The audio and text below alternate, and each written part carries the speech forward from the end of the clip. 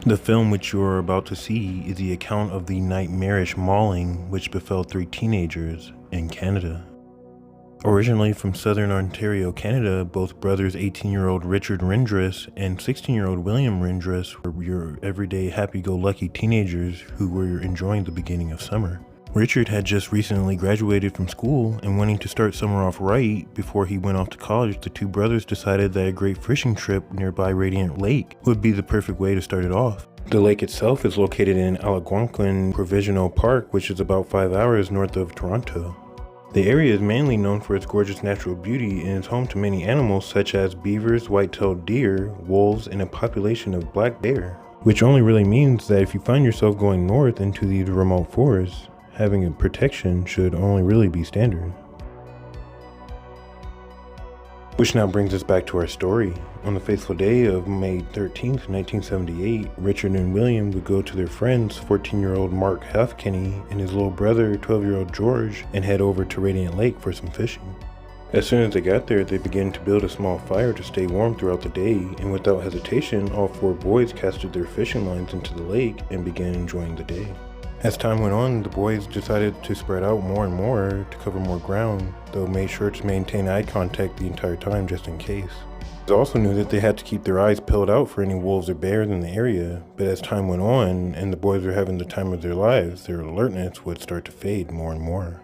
Not to mention that day, the fish were biting enthusiastically, adding on to their pretty much already amazing day and their lack of alertness around them.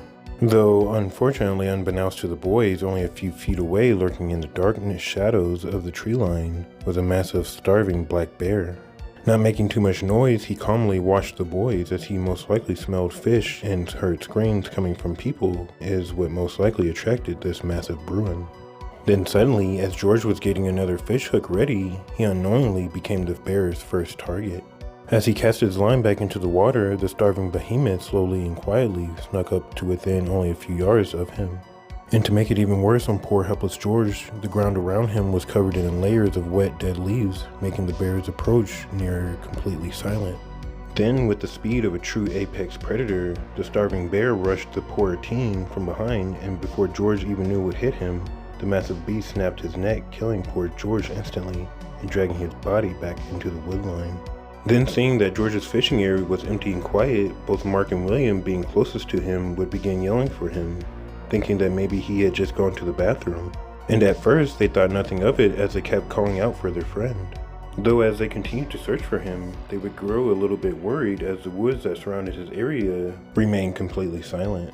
So that's when Mark and William decided to start walking around to see if there might be any sign of him along the shoreline. Though after they walked around for a bit and couldn't find anything, they decided to go ahead and go check inside the tree line. And as they would walk closer, they would slowly walk upon a truly grisly sight for anyone to have seen. It was George's lifeless body laying in the middle of the forest floor, with clear signs that something massive had just eaten part of his body. As it turned out, their hollering for George alerted the bear of their approach, and instead of scaring off the two so that he can enjoy his fresh kill. And now horrified and too shocked to pay attention to their surroundings, the boys themselves were now being stalked as well. The starving black bear decided it would be a good idea to hide inside the brush and horrifyingly add to his kill count and food source. Then as Mark began walking closer to check on his brother, William would stay put a few yards away and a bit out of sight as to not attract whatever it was that just killed his friend. Though as Mark got closer and was no longer in the view of William, the bear struck again, killing Mark instantly in the exact same way as his brother moments earlier by quickly snapping his neck before there was any time to react or defend himself. Then only a few yards away, William heard the commotion of branches breaking, so thinking Mark might need some help, he began walking around the thick brush to see what might be making the noise. But then again, without any warning whatsoever, the bear jumped out of the bushes with such speed and force that William had no time to react, as the bear once again went straight for the neck, killing William immediately with no mercy. Then, perhaps still feeling unsatisfied in his kills, he didn't begin eating any of the boys just yet. Instead, he just circled the area a bit, waiting just in case anyone else showed up. Meanwhile, back at the shoreline and further down than everyone else was, Richard was still fishing, unaware to what just happened to his little brother and friend. Though after a few consecutive minutes of not hearing any talking or laughing that should have been coming from a little distance away, Richard began to grow a little concerned. Then after about 10 to 15 minutes without a single sign from any of the boys, Richard would start to call out for them. But each time he did so, of course, he was only met with a piercing silence. He then began walking along the shoreline to see if he could see where any of the boys were at least fishing, but as he was walking along, he could see no signs of them. The fishing poles and even tackle box were all gone. It was like they just disappeared into thin air. Then, not wanting to think the worst and hoping to God that they were just playing a stupid trick on him, Richard began to slowly walk towards the tree line in the hopes that the boys would finally jump out and end his worried feeling. Though as he got closer and closer, the overwhelming feeling of dread fell all over his body as he stopped just short of the foliage. He couldn't pinpoint where this feeling came from, but it could have easily been caused by the instinctual feeling of being stalked by a near 600-pound apex predator only a mere few feet away. And once he felt this, he then decided that it might be a better idea to call for help to find the boys. And without any hesitation ran back towards town and straight to the locals' authority to let them know what had just happened. He recalled that he could see and hear the boys playing and fishing all day, but suddenly, one by one, they all just disappeared. Then once the rescue team heard the story, they immediately got everyone and everything ready and took off and searched for the 3 boys.